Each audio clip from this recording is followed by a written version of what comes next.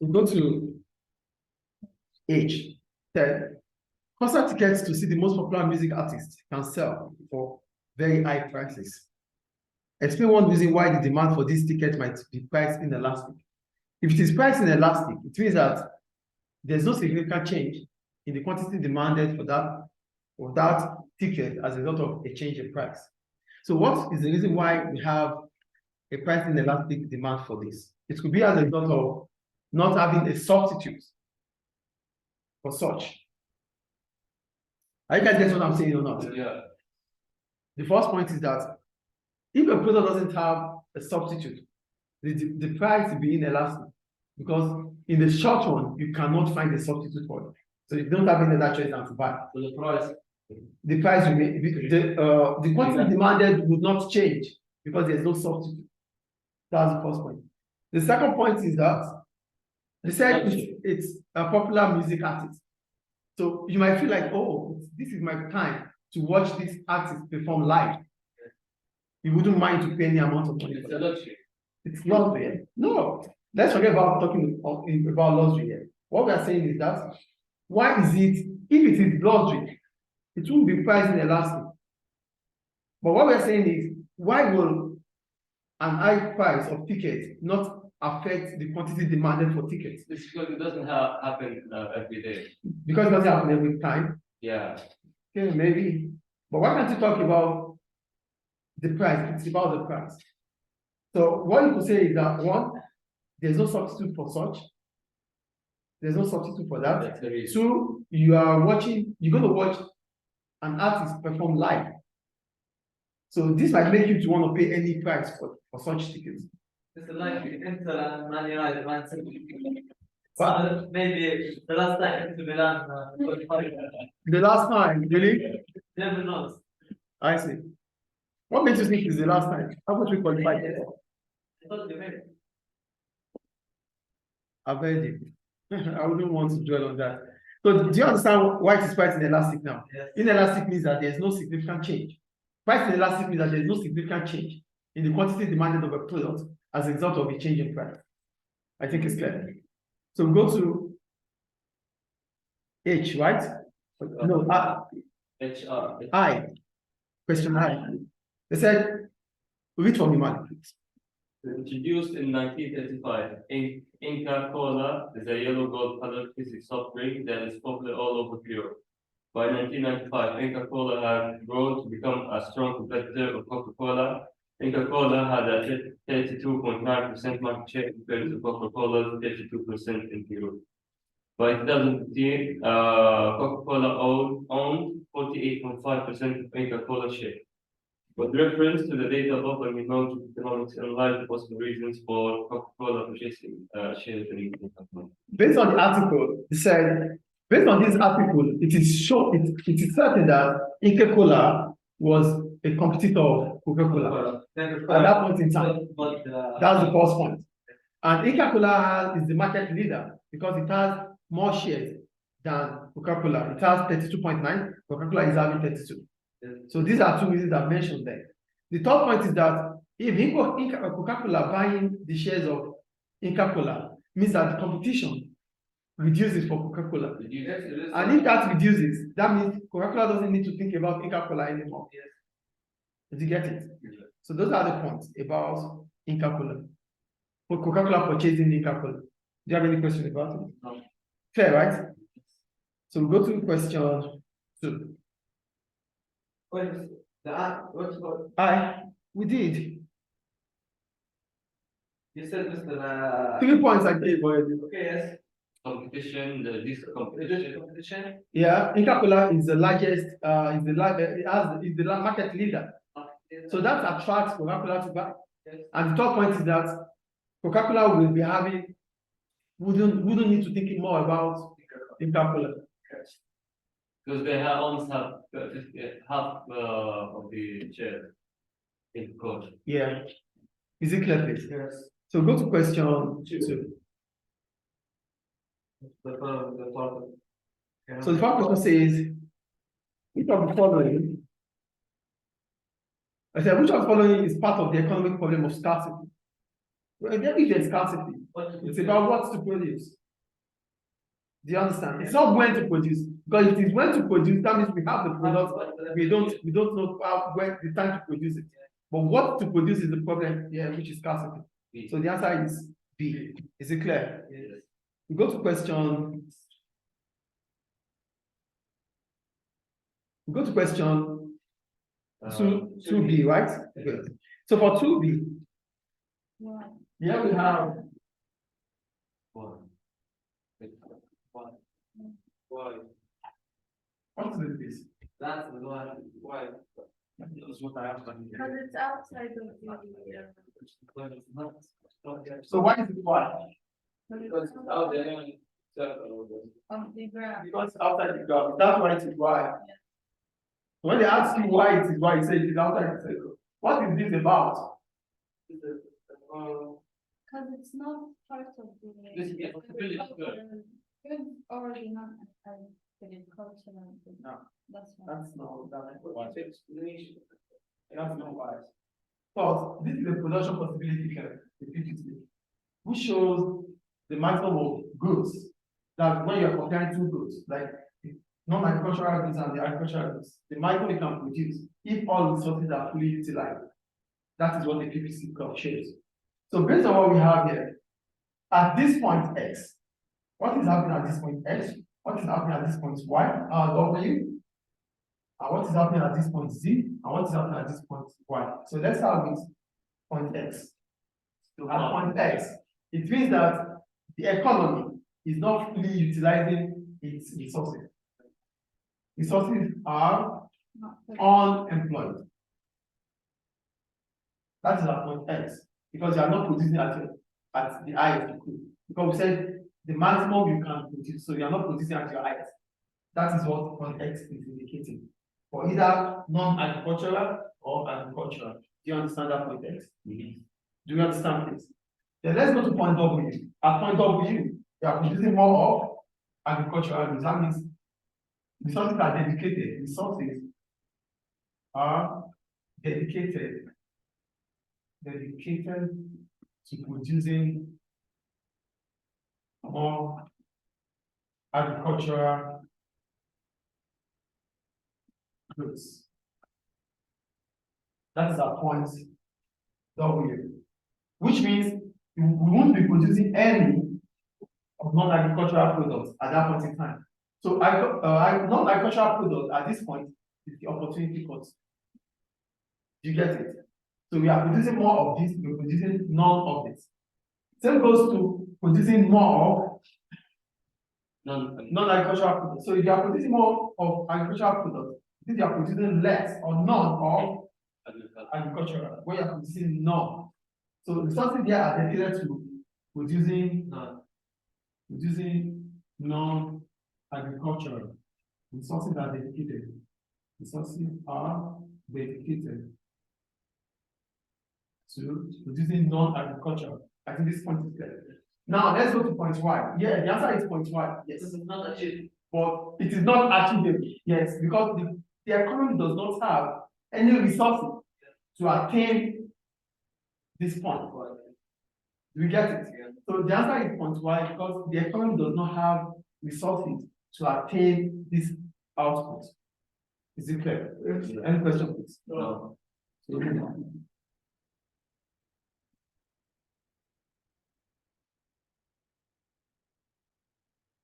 So go to question 2C.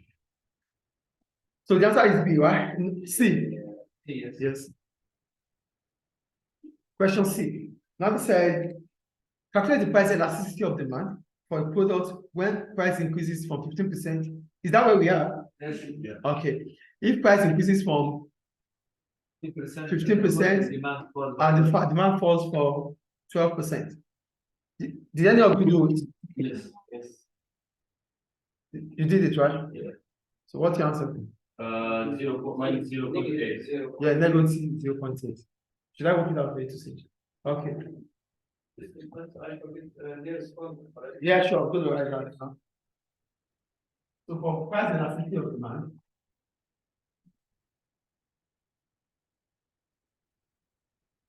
So they said, affect the price elasticity of demand for products when price increases from 50%.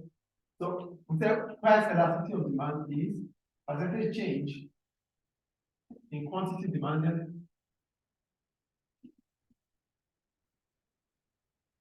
over percentage change in price. This is the formula. Do you get it? Yes. What?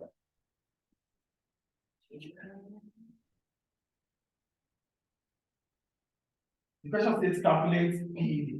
To calculate PED, the formula is PED equals percentage change in quantity demanded over percentage change in price. So based on what we have, it said price increases by 15%. That is additional 15%, which would be PED equals to 15. Then the quantity demanded fell by 12%. By minus 12. That's quantity demand. So PED is Minus 0. minus 0.2. 12 divided by 15 0.8. That's the answer. But they might ask you, is it elastic or inelastic? Elastic. Inelastic. Yes.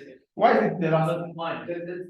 No, it is less than 1. Thank you.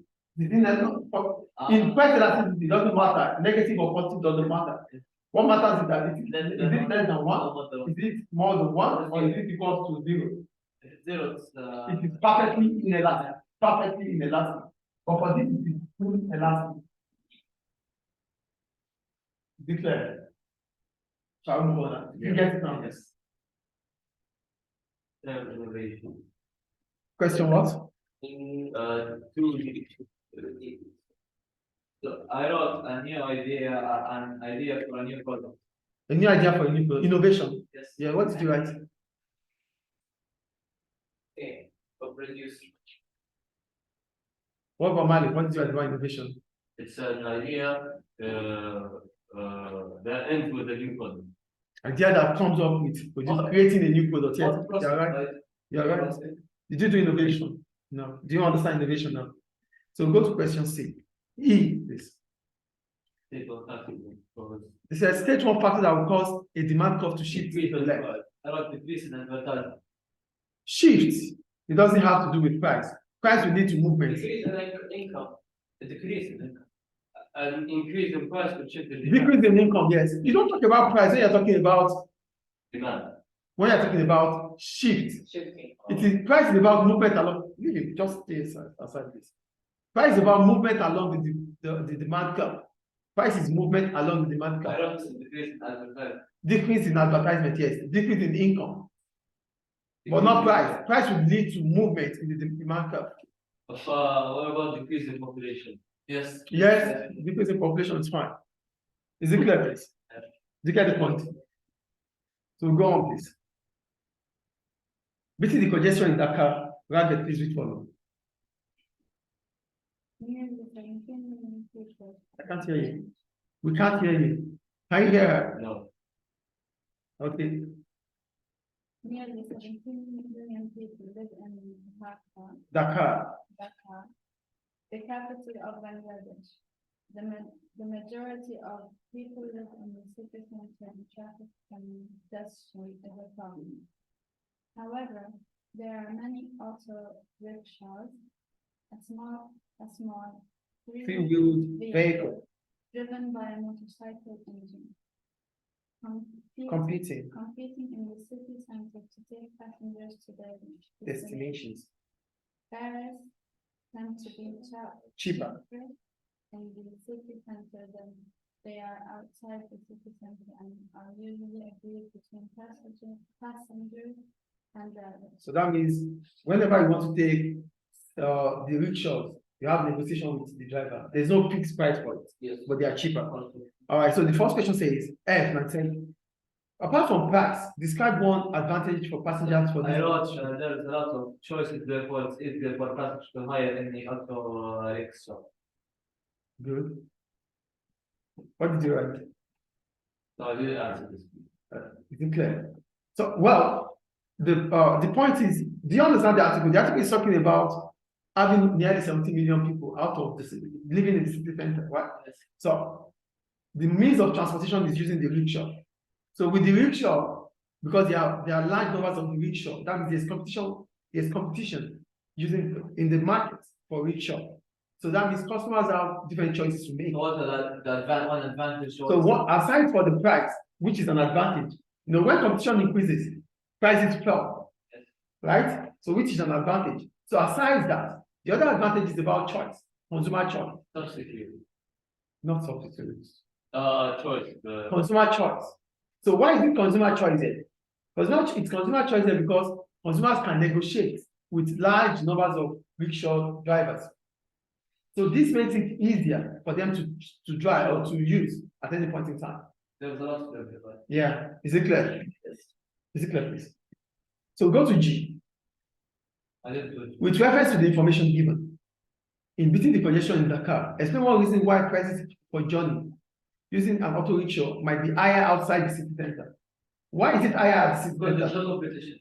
In the city center, they don't use much of rickshaw. Do you understand? Yeah. So the point is that nearly all the population in Bangladesh are in the city center. Yes. So that means all workers or all the population are using the rickshaw in the city center. Yeah. So there are few rickshaw outside the city center. So that means it will be expensive. There's less competition in the outside center. So that makes the price to be high. That could be the reason why the price is high. So it's the priceless competition. Yes, it's a point. Okay. Do you get it or not? Yes. So shall we move on? Yes. Taha, please read for me. A lack of space in many busy cities means parking increasing problem. Japan has developed the first automated parking system, APS. These are cars parked where the cars are automatically stacked. The driver takes the car to an entrance, then technology takes over, placing each car on racks, or one above the other. This allows many cars to be parked in a very small area. Not only do they offer a more practical use of space than the traditional multi-store car parks, but they cost less to build. The drivers benefit from cheaper parking fees and save time. Go to the question. So with reference to the data above and your knowledge of economics, assess the extent to which changes in technology will reduce the shortage of car parking spaces in city centers. So did any of you do it? No, I didn't answer though. Okay. So here I wrote, changes in technology may reduce the shortage of car parking space based on following is one. Technology, which is APS, will increase the supply of spaces. That's the first point. Technology, the APS will increase the supply of spaces, Yes. which means the number of the prices becomes cheaper because there are more spaces, there are more supply for spaces in the market. Do you understand the first point there? Yes. The second point, I said, as the supply for spaces increases, the price for car space will fall, which means what? Parking space becomes cheaper. That's the second point. Do you get the first point? Yes. The first point, Also written in the file. it's even written in the paragraph. So the third point is that without advancement in technology, what happens? Car space will be so expensive. There will not be space. And there wouldn't be space, which means demand will be more than the supply. Yes. Do you get the point? So Yeah. price will be higher. You get the point? Yeah. So technology is important because without technology, the supply for car space will be less, which means the demand will increase, which is not good for those that have cars, because they have to pay more for parking space. However, the increase in the number of vehicles might increase higher than even the number of space available. So yes, technology is there, changing things. But still, But maybe the number of cars are increasing more than the space available, which means there's still going to be shortage. Do you get the point I'm making here? Yes.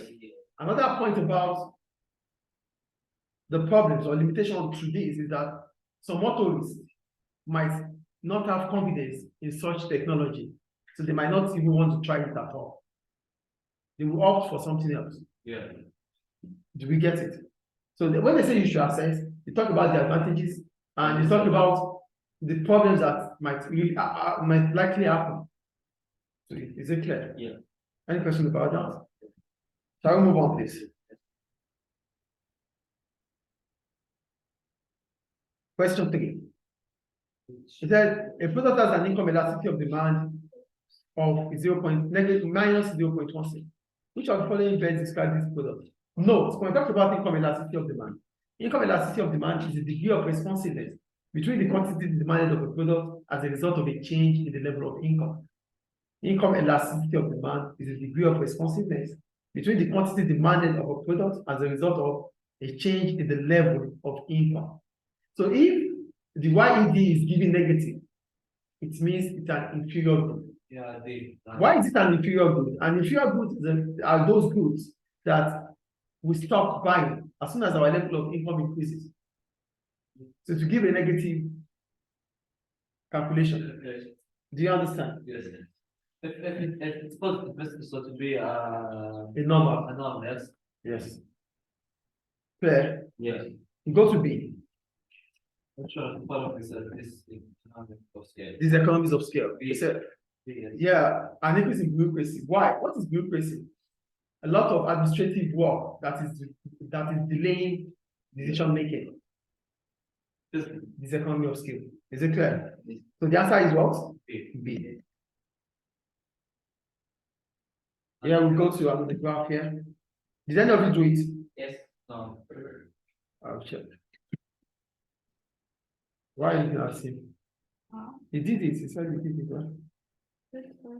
So let's say, stand up and change your position. Okay, change your position immediately. So here we have this. Yeah, so I'll do it now. You know.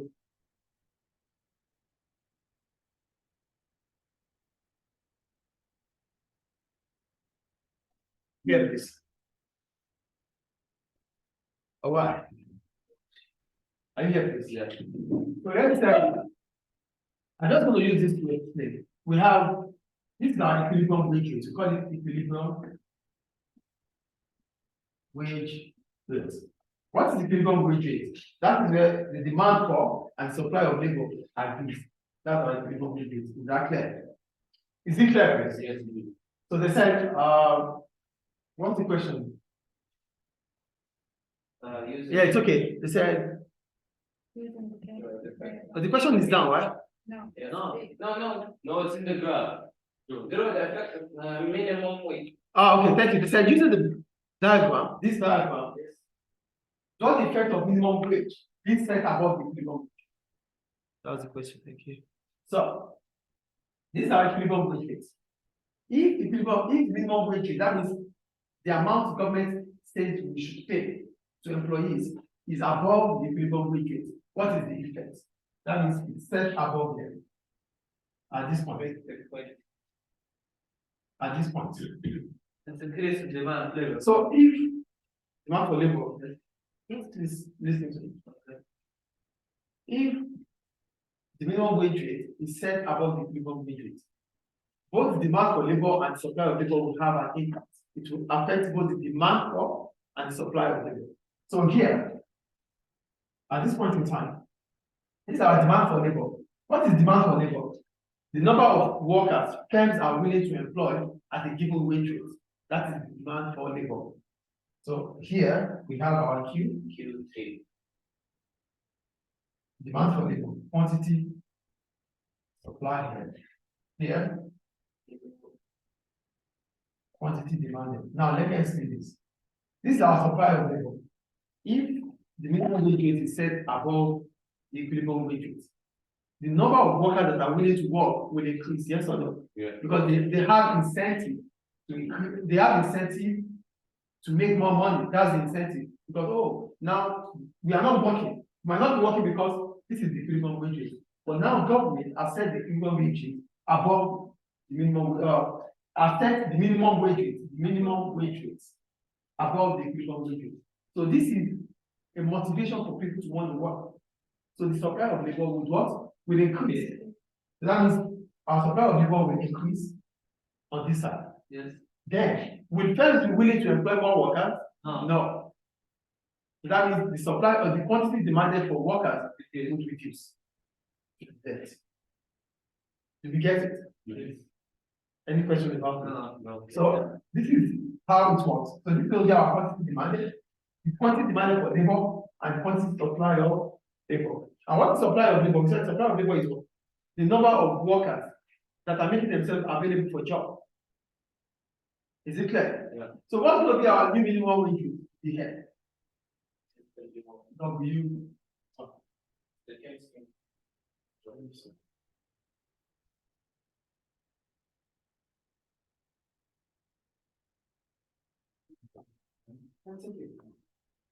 So what does this imply? It means that we're going to have excess supply of labor. Yes or no? Yeah. Supply of labor will increase. The quantity demanded for labor will fall because firms will not be willing to employ more workers. Because if they employ more workers, then the wage cost will increase, which might reduce their profits. Yeah. Is it clear? Any question about it? No. Move on.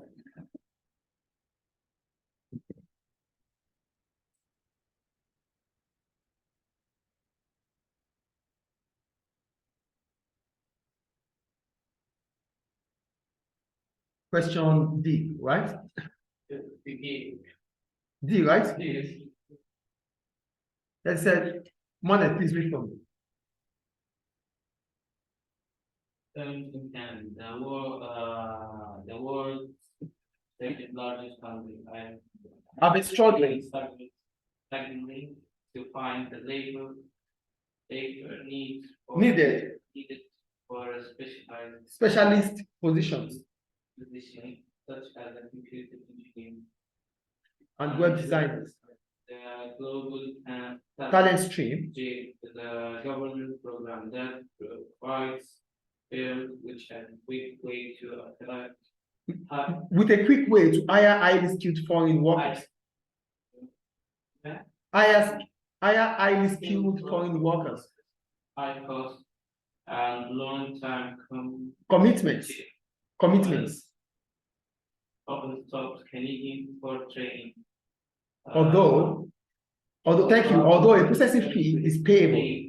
New employee firms have Welcome the program.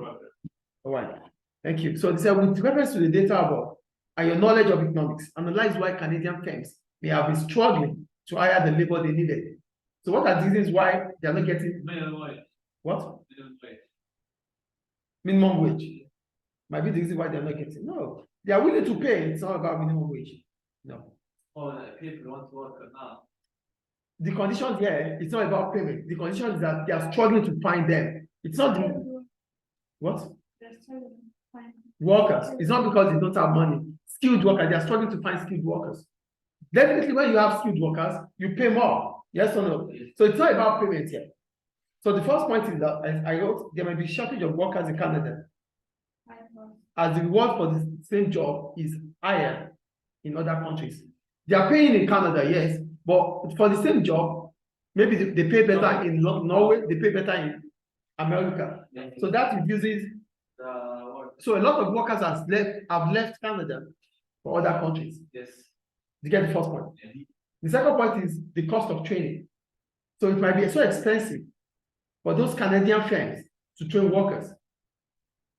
As a result, because the only solution when you have unskilled, when you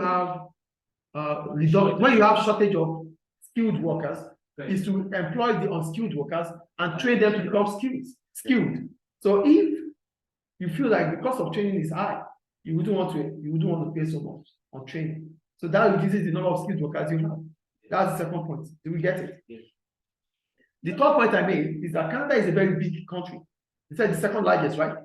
So it's a very big country, which means those that have skills about that job might not be willing to change their location from where they are, even in Canada, to where the firms are.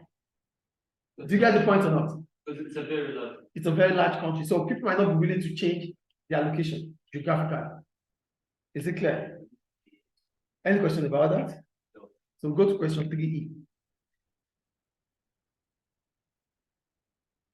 Productivity. Okay, let me read myself now. Productivity is a measure of how efficiently goods and services are produced, and is the single most important determinant of countries' per capita income. Canada's labor productivity growth has been lower than that of other leading economies for many decades, reducing its international competitiveness.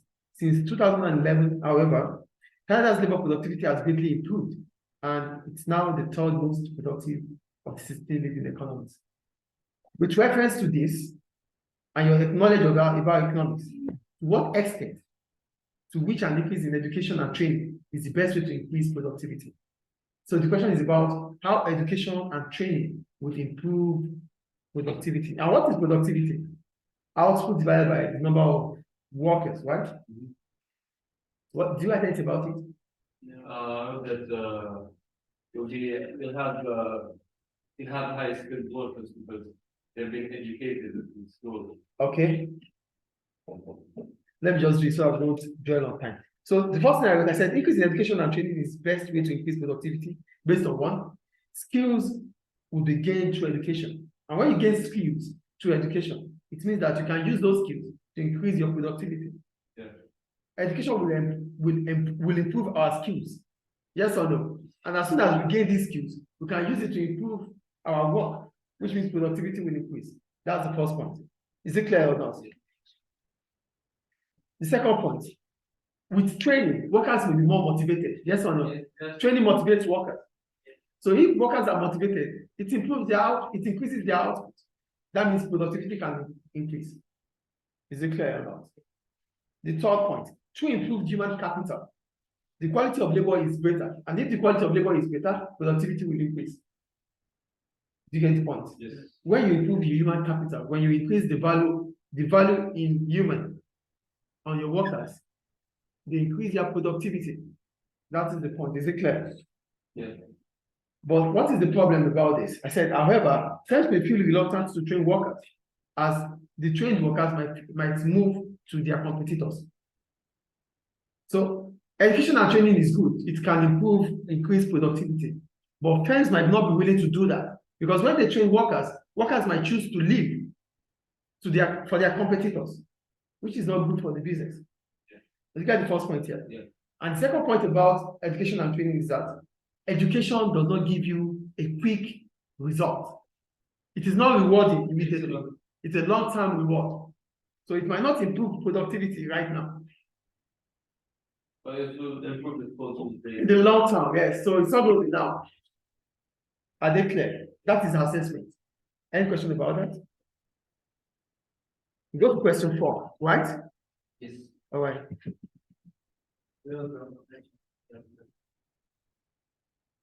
Are we there? Yes. So we have a graph again. Hey, please. Are you a musician or what? What? Are you not a musician? Yeah, musician.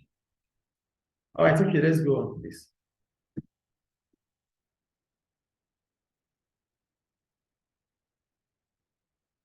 Let me use this so I can have a full screen. Okay, that's a full screen now, right? So here we have this. Look at the one.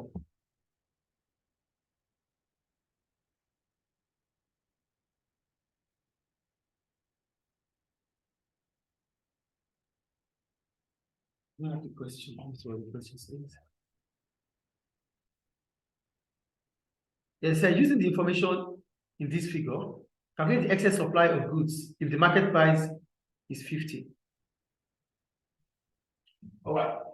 First, this is the market price. Price above the market price give excess supply. What do I say? Excess supply. Yeah. Whenever prices are charged above the equilibrium price, it gives excess supply.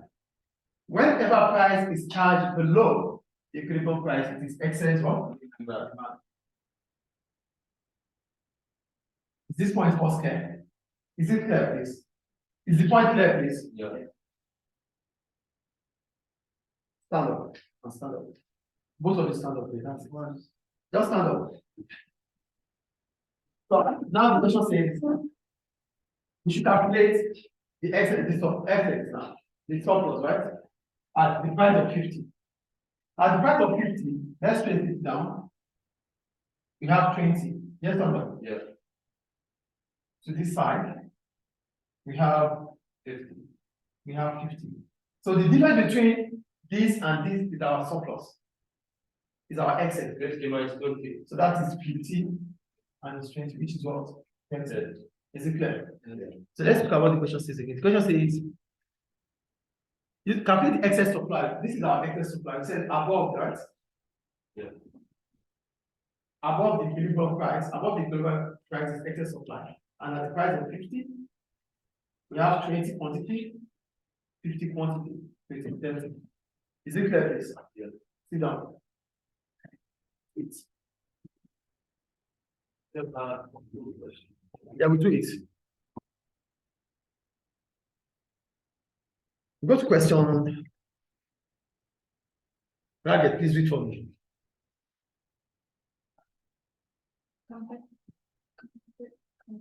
Competition and market authority warns online sellers about pollution. Now read the paragraph. Thank you. The Competition and Markets Authority, CMA, is a UK government department that aims to increase competition. It has Reminded online sellers. electrical equipment that collusion Is illegal. collision. Collusion is illegal. Okay, collusion is illegal and can result in serious penalty. The CMA stated that buying electrical equipment online, such as laptops and game consoles, means customers can search a wide range of deals from many different sellers. However, they also stated that collusion Is a threat. is a threat. Thank you. So they said, with reference to the data above and your knowledge of economics, analyze why pollution may This be is in oligopoly. maybe disadvantage. What? Pollution is we studied in when we talked about oligopoly. Yes, we talked about it in the oligopoly. So let me quickly go because of the time here. So why is collusion a disadvantage to customers? It is disadvantage because one, it reduces competition in the market. When businesses collide, that means they reduce the competition. That's the first point. By how do they reduce the competition? By giving certain numbers of quotas. By saying, oh, we have to produce just 100 units. We're not producing more than 100 units. So customers are vulnerable because of that. Mm-hmm. The second point is that with collusion, they will fix price. That means customers are still what? Vulnerable. So collusion makes the quantity produced to be less. It makes price to be fixed. So customers do not have any other choice than to buy. Because when they go to shop A or shop B, they sell at the same price. Is that clear? Yeah. And the third point is that this means consumers will pay higher prices. That's the point about that. Is it clear? So go to C. Yeah, let me just explain it immediately. Based on this graph, we have two companies dominating the industry. Yes or no? Two or three dominating. So that is oligopolistic markets. So the question is saying, evaluate how firms might be influenced by competing in an oligopolistic market. Firms will become one in an oligopolistic market. They use brand names and advertisements to differentiate their products. That's the first point. Is it clear? Yeah. The second point, the firms that are dominating, like Albert Hedging and Super Uni or Jumbo, they will be enjoying economies of scale. That's legal. Yeah, no, they will be enjoying economies of scale because they are operating on a larger scale, which means they will be making more profit. The third point is that small firms like Aldi or Lidl or others might come up with a niche market. They can start producing specific products that the dominant firms are not producing. So they can also make profit.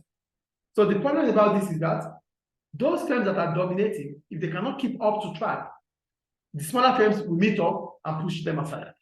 That is how oligopoly works. Is it clear? Yeah. We stop here. Thank you. Tomorrow,